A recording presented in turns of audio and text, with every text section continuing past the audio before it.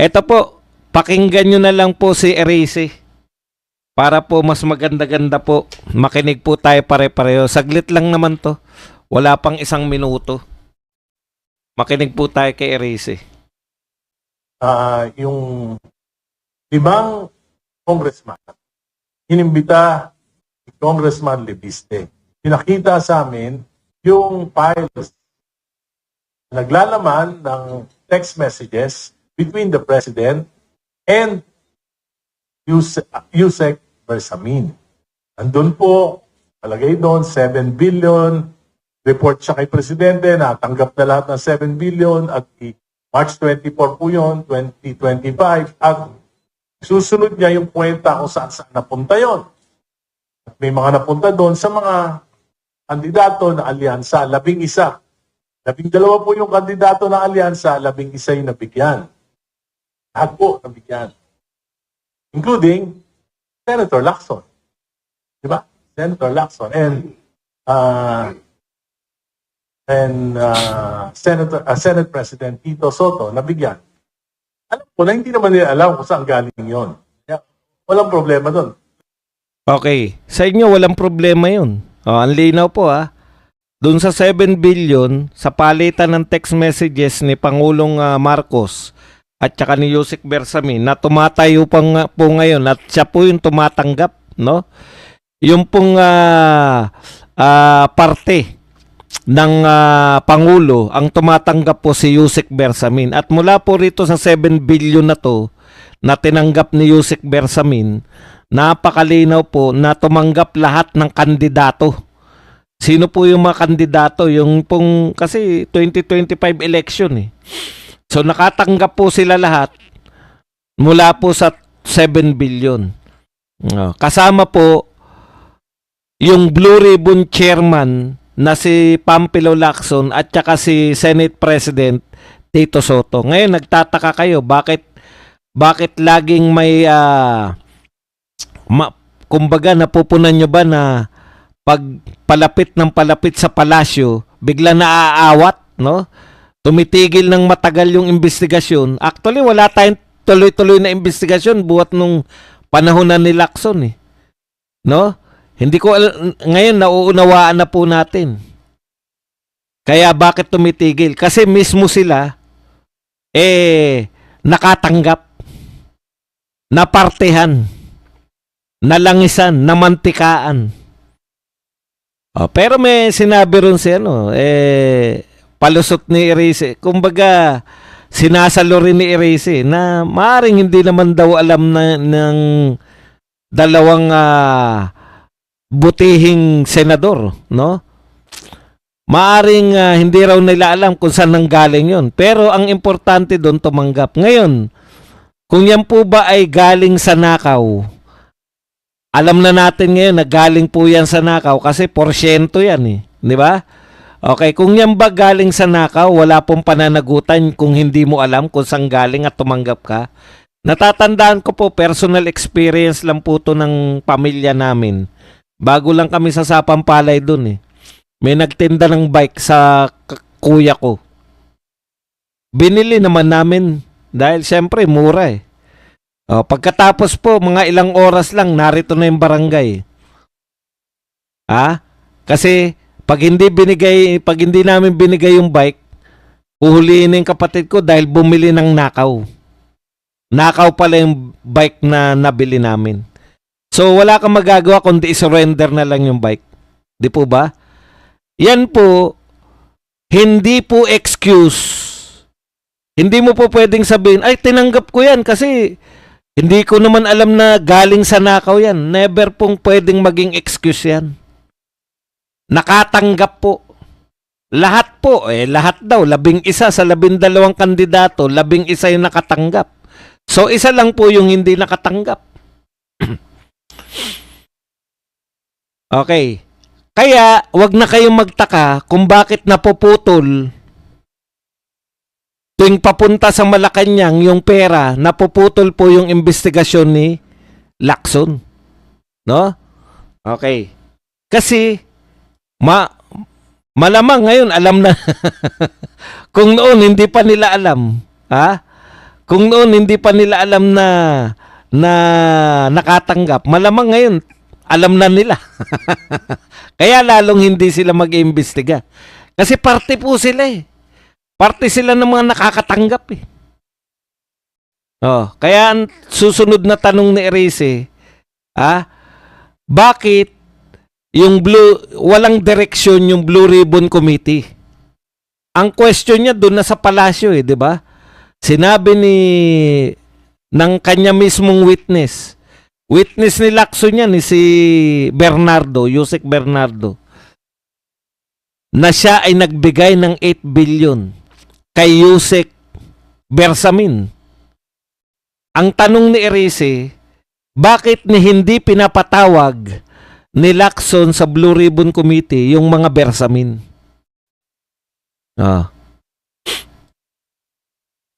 Kasi ngayon, naunawaan na natin, dati nagtataka pa tayo, ang tindi naman magprotekta ng mga to. No? Bakit nila pinoprotektahan?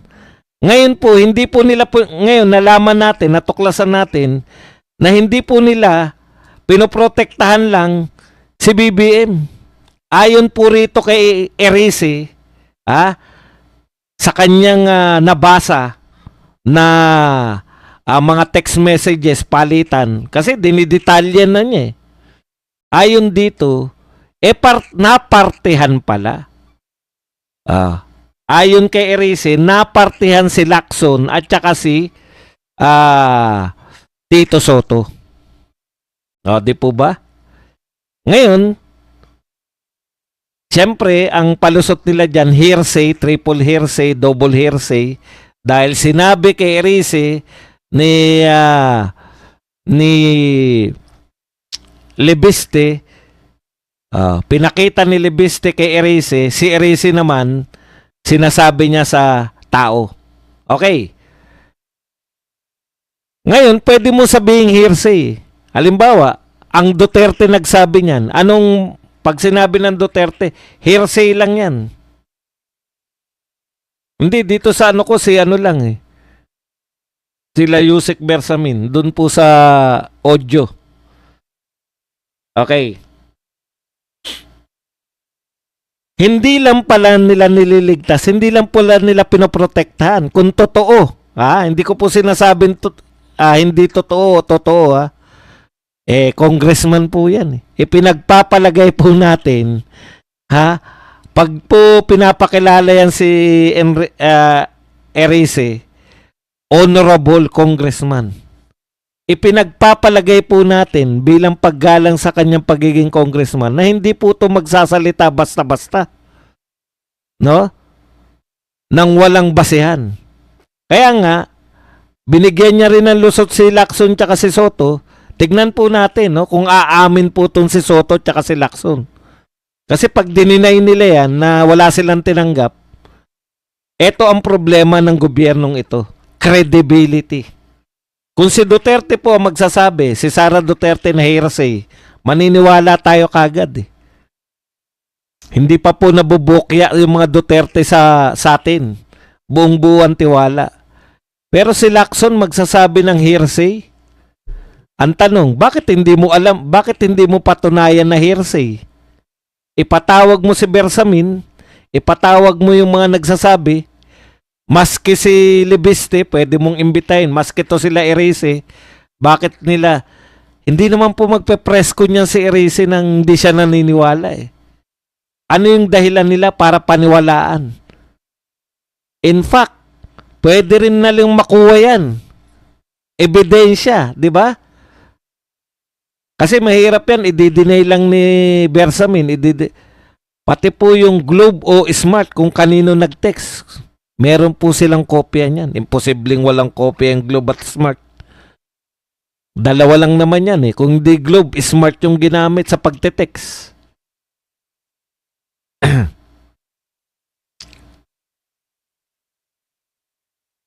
Ngayon, now we know bakit po nila inaawat. Kasi pag sinundan nila, baka pag sinundan nila yung takbo ng ebidensya, sila na pala iniimbestigahan nila. Kaya pala ayaw. Kaya pala ayaw. Kasi mukhang si Bersamin yung ano eh, namahagi. Ay, alam daw pala ito ni Toby Chanko. Oh. Si Toby Chanko, ilang beses nyo nang inimbitahan dyan sa Senado. Pwede nyong imbitahan ulit. Malamang si Erice tsaka si Tinyo very willing na mag-appear sa Blue Ribbon. O, paano po nila malulusutan to ni Lacson at tsaka ni Tito Soto? Huwag mag-imbestiga. Yun lang yun. At sabihing hearsay lang yan. Wala na po yan eh. Hindi na po naniniwala. Yung kasasabi nyo na hearsay, mas lalo po kayong hindi pinaniniwalaan na may napakalaking krimen na naganap sa Pilipinas. Pinakamalaking nakawan sa kasaysayan po ng Pilipinas. Hindi nyo po pwedeng sabihin lang na hearsay. Yan po ang katotohanan. Senator Lacson at Senator Soto. Alam po ninyo, nag-research po ako ng konti. Tinanong ko po rito sa Google, sino po yung mga pinakamatatandang naging senador? Buhat po ng si Cory.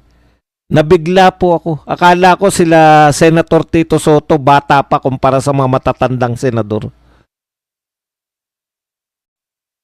Pangalawa na po pala sila kay Enrile. Pareho silang 77 eh. Si Enrile, pinakamatandang senador, breaking all record yan, 98 years nung nagretiro. Nung tumigil po sa pagtakbo bilang senador, 98 years old si Enrile, yung huli niya pong panunungkulan. Ang susunod na po na pinakamatatandang senador, si Senator Soto at Senator Ping Lacson na. Ganyan po sila. Katatanda.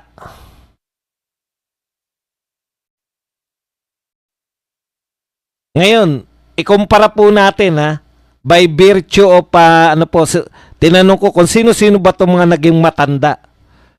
Gaano po sila kagalang-galang itong mga matatanda? Kasi tinitignan ko, ang tsorya ko dyan, tumatanda kang senador, mas lalo ka nagiging kagalang-galang, di ba? Bawat sabihin ng mga matatandang senador, hindi ka nakikibo dahil po siya, punong-puno ng wisdom yan eh. Ito po, pinakamatandang mga senador.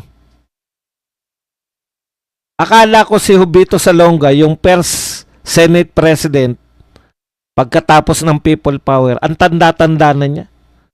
72 lang pala nung nagretiro. Hindi na po tumakbo, 72. Pero kagalang-galang po yun ng Senate President. Susunod na po, kay Enrile, tsaka kay Enrile po, si Tito Soto na, tsaka si Pampilo Lacson. Pero tignan nyo po yung mga nasa 70s. Ito po yung mga pangalan. Chopis Tugingona. Nag-serve po siya hanggang 72 years old. Bakit po siya tumigil na sa pagiging senador? Dahil kinuha po siya, inappoint po siya bilang vice president. 72 lang si Gingona. Pero tignan nyo po yung stature,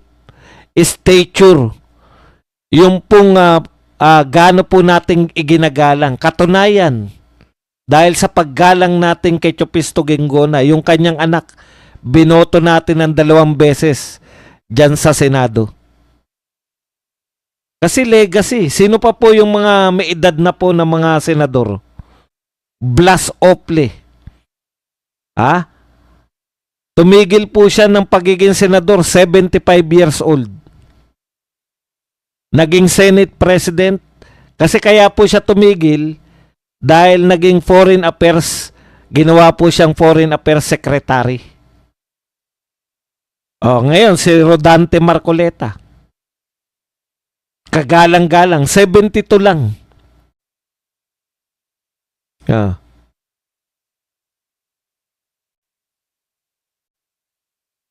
Sino pa po yung mga talagang may mga nagmarka po na may edad na? 77 years old. Tumigil na si Franklin Drilon, naging Senate President. Hubito Salonga, 72, tumigil na. Chopisto Gingona, 72. Edgardo Angara. Ayan, matagal din po siya bago tumigil. Pero kagalang-galang po eh. Blas Ople at saka si Aquilino Nene Pimentel. Kumpara nyo tong dalawa na to. Yang mga yung binanggit natin, sila Aquilino Pimentel, sila Edgardo Angara, matitindi po yan.